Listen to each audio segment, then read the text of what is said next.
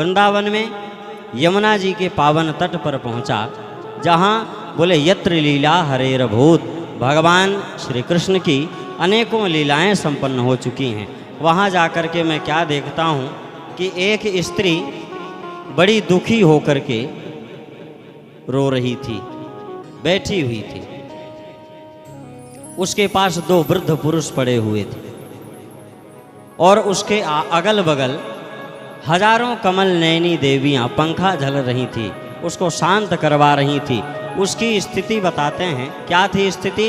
बोले जैसे भेड़ों के झुंड में से किसी जंगल में छूटा हुआ भेड़ का बच्चा दसों दिशाओं में अपनी माता को निहारता है, आस लगा करके देखता है कि हो सकता है हमारी माँ इधर से आ जाए, इधर से आ जाए।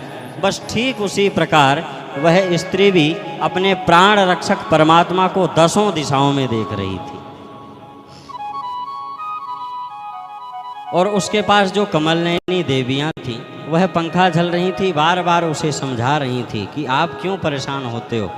वह श्री हरि सबके कष्ट का हरण करते हैं, तो आपकी भी बिल्कुल सुनेंगे, जरूर सुनेंगे। वही श्री हरि ही आपके कष्ट को समाप्त कर सकते हैं। नारद जी कहते हैं, भैया यह सब दूर से देखता हुआ मेरे मन में बड़ा कौतूहल मचा कि यह स्त्री कौन है, क्योंकि नारद जी संत हैं। संत हृदय नवनीत समाना। संतों का हृदय कैसा होता है? बोले मक्खन की तरह होता है, पिघलने में एक क्षण नहीं लगता है। बोले मुझसे रहा नहीं गया, मेरे पैर अचानक बढ़ गए उस स्त्री के पास तक। थोड़ी दूर गया, मन में विचार आया कि अपने तो ठहरे महात्मा राम, किसी की आफत में क्यों टांग अड़ाने जाओ। क्या पता कोई अपना घरेलू मैटर हो, घरेलू बात से परेशान हो, दुखी हो। कभी कभी माताएं भी घर से दुखी हो करके, लड़ झगड़ करके थोड़ा घर से कहीं दूर जा कर के बैठ जाती हैं ना। तो नारद जी बोले, हमें लगा कि हो सकता है कोई इनका अपना घरेलू आपसी बात हो गई हो, तो हम क्यों बीच में जाएं।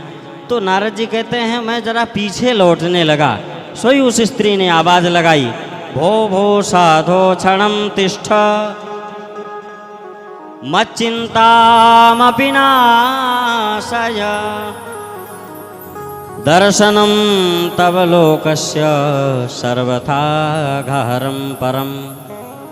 जैसे ही मैं पीछे लौटने लगा तो वह स्त्री जोर जोर से चिल्लाने लगी, अरे महात्मा जी, महात्मा जी, आप यहाँ पर क्षण भर के लिए ठहर जाइए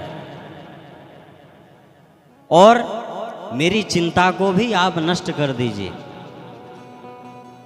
कैसे? क्योंकि आप महात्माओं का दर्शन जो होता है ना, वो सभी प्रकार के पाप ताप का समन करने के लिए होता है। बड़े भाग्य जब जानिए जब मिलने आवे संत, और संतन को दर्शन करे सब कष्टन को अंत।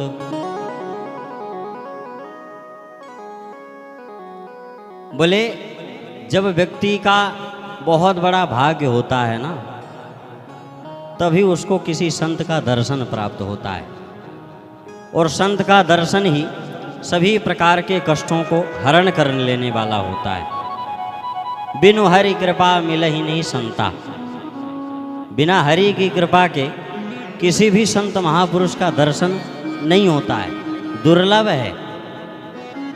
वह स्त्री कहती है, महात्मा जी, आपका दर्शन बड़े भाग्य से हुआ है, आप कृपा करके यहाँ पर क्षण भर के लिए ठहर जाइए, मेरी चिंता को भी नष्ट कर दीजिए।